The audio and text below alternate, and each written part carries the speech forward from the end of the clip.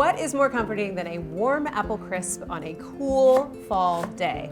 This apple crisp recipe is one of my favorites. It's super simple, delicious, and it's vegan. So I have 2 pounds of Granny Smith apples here. I like to use a tart variety because I find that it adds just a nice sort of brightness to the rich crumbly topping. So let's get started on the topping. This crisp is not only vegan, it's also gluten-free if you use gluten-free rolled oats. Start with 1 cup of old-fashioned rolled oats, and we're just gonna make a homemade oat flour. So grind it in a food processor until it's pretty powdery.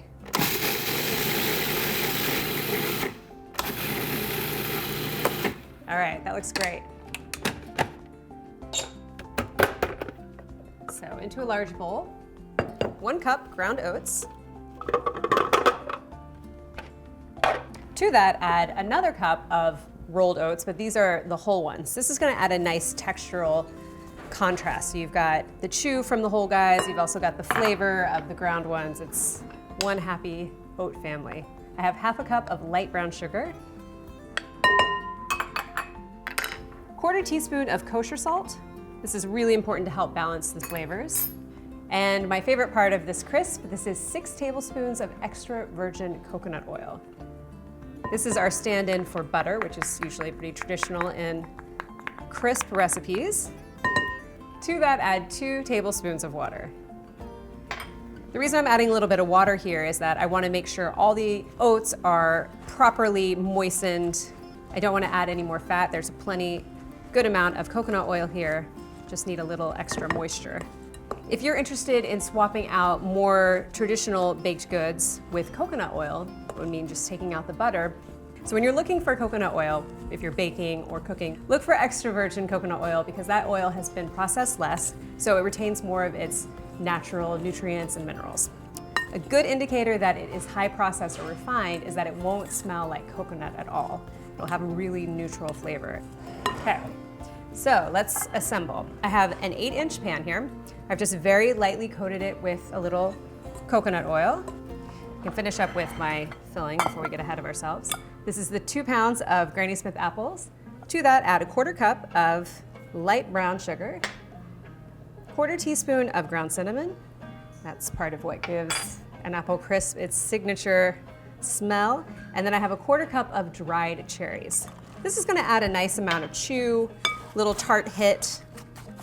As the apples bake and steam, they'll sort of plump the cherries, which makes them just have a really, really wonderful texture. Also a great way to incorporate cherries when it's not fresh cherry season. So make sure this is thoroughly tossed. All right, this looks great. So into the prepared pan it goes.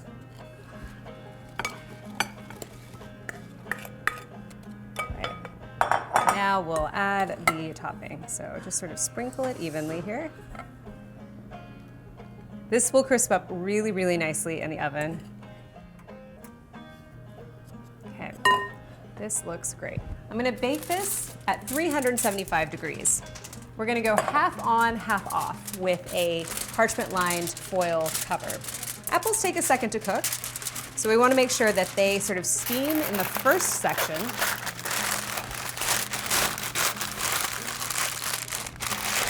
So wrap this tightly.